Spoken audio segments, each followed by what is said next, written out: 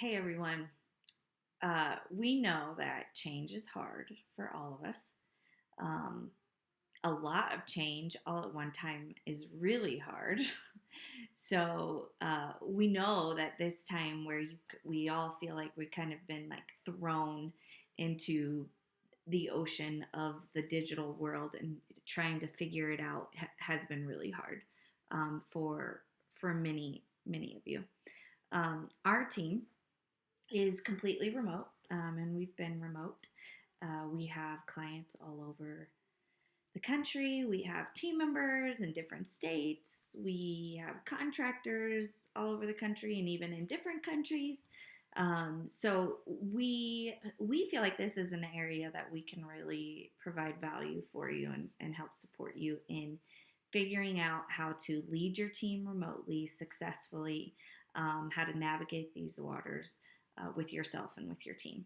So we wanted to give you narrow it down to the 5 best practices for how to lead your team remotely that we hope really serves you and helps you thrive through this season.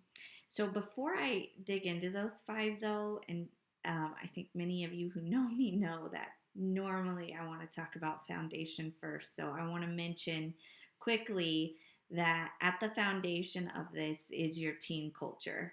Team culture exists regardless of if you have noticed it or are aware of it. It exists for every organization, every company. It's there. And it revolves around your values, but not just what you have written down, how you're living them out.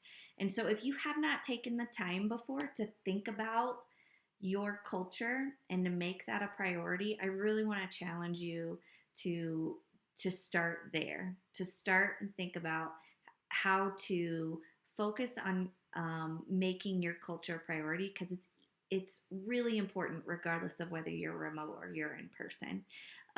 You want your values to be prescriptive and descriptive. So talk about and think about not just uh, who you are as a team and as a company right now, but who you want to be. And then embrace that and include that, incorporate that into how you're leading your team remotely. So I want to just start there. That at the foundation of all of this, bubbling under the surface, is your team culture. So now 5 best practices for leading your team remotely. Number 1, create a communication and workflow triage system. Basically, this means actually create a system for what channel to use and when. And then you're going to communicate that to your team. You're going to hold yourself accountable first and do it.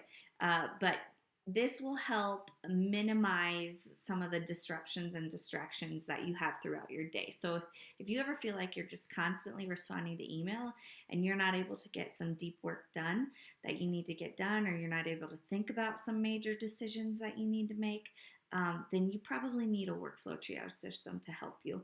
So this is an example of a workflow triage system. If you can hold any questions or decisions that your team members need to make in a parking lot until a weekly team meeting that you have, request that your team members have a parking lot for those questions. They hold them there until your team meeting, and you address those in your team meeting. That way you avoid unnecessary emails that come throughout your day. You feel the need to respond to it right away, even when you may not need to. It could have waited till your team meeting. So create a parking lot for the things that can wait. If a team member has something that cannot wait for the weekly team meeting, then maybe think about something like Slack or Asana or Trello, where they can put a comment or a question into a system like that, and it doesn't have to go to your email. You can respond to it when you take the time and choose to take the time to address it. But again, it doesn't have to kind of interrupt the flow of your day. I know leaders who honestly don't even use email for anything internal because they use Slack or Asana or Trello. We're not like that with our team, but there are leaders who do that, and email is purely for external audiences and purposes only. So if you have one of those systems and you want to implement one of those, then that would be the next step for a team member to use, a project management tool to communicate with about questions on projects or deadlines or whatever they're working on. Then the next step could be a phone or email, and then maybe text, and then a phone call. You determine what you feel like the order is for the channel that you need to help, that will help you the best. But that's an example. Whatever you decide to do, make the decision, commit to it, enact it, and communicate it with everyone so everyone else can do it. Number 2, you got to make trust and communication a top priority. This is essential regardless of whether or not you're remote, but it is truly essential when you're remote because you're not with someone in person every day. You can't see what they're doing. So you truly have to trust their character and their work ethic, that they're doing what they say they're going to be doing. And along with this, I will say, goes into my third one, manage outcomes, not process. This means that you need to be very clear on what the objective is for every single team member, and you need to hold everyone accountable, starting with yourself. You need to include deadlines for projects and outcomes. That is probably one of the biggest pieces of advice we can give you for working with a remote team, is that you focus on the outcomes and not the process. And actually, from our experience, most of your team members are adults, maybe not all of them, depending on your organization, but most of your team members are adults, and we all want to be treated like adults. That means we want to know that our team members and our leaders trust that when we're given a task, that we will do it. And when we know that that trust exists, then we feel empowered and we feel a greater sense of responsibility to get it done.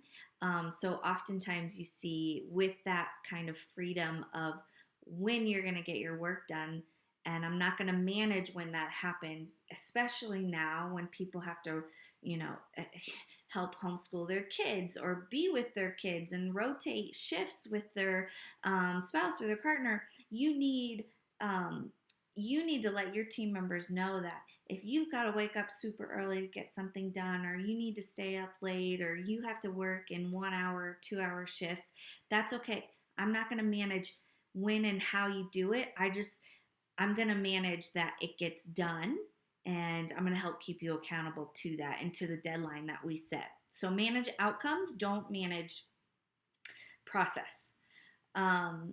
Silence all notifications. So you have do not disturb options on your phones. You have do not disturb options on your email. You have do not disturb options on your computer. Focus is a superpower. And like most superpowers, it takes intentionality to tap into it. So you need to be really intentional, especially if you are shifting on and off between having to be with kids like we are right now, needing to be with our kids, and then we shift back into work. We go from like 1 or 2 hours at a time, or maybe 3 hours at a time. That means that when I am in that 2 hours at a time, I need to be super focused on what I need to accomplish in that period of time, which means if I need to turn off my notifications, I'm turning them off. And it really helps. It's helped all of us. I call it monk mode. If I go into monk mode, I'm turning off all notifications and I'm focusing purely on whatever that priority is, that objective is that I set for that period of time. Number 5, default to video. This kind of maybe goes without saying, but I'm going to say it, especially for anyone who hasn't really embraced the technology and the tools that are at your fingertips right now, but especially for either one-on-one or team meetings, the ability to still communicate with nonverbal communication goes a really long way. So it goes further than email and text, and even phone calls could even go. So embrace video and default to video for your meetings.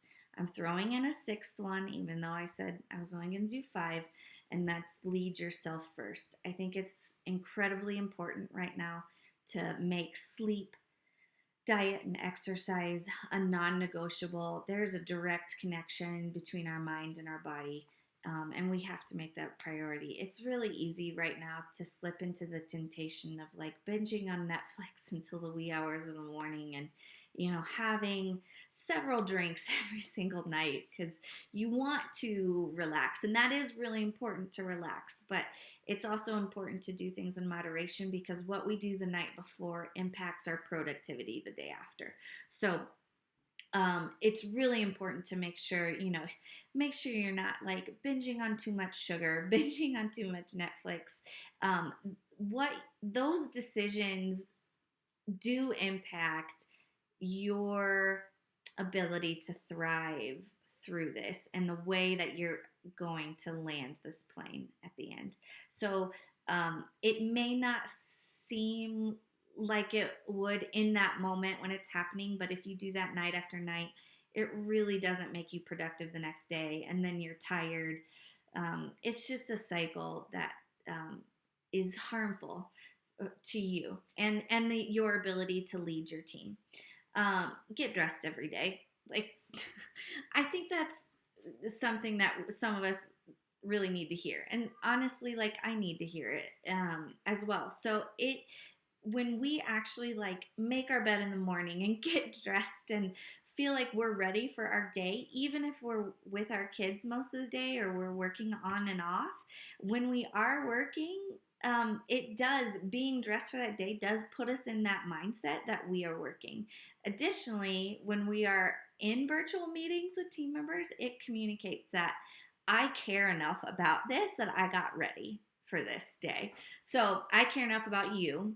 I care enough about our team. I care enough about our organization, our stakeholders, that I'm going to get dressed for today. And the last thing I will have to say about leading yourself is Craig Groeschel gave this tip, and I think it's awesome. You just set 3 goals for every day. If you set 3 priorities each day, realistic, achievable goals for the day, and you achieve those, you really feel momentum, you feel confidence, you feel empowered, and it helps you with decision making. So when you set 3 goals, you have to think about what are the 3 most important things I can do today to help my team and lead my organization. So if you just set 3 goals versus thinking through, I've got 100 things to do, set those 3 goals, focus on those 3 goals, minimize all distractions. I think you'll be able to really lead your team and set a great example.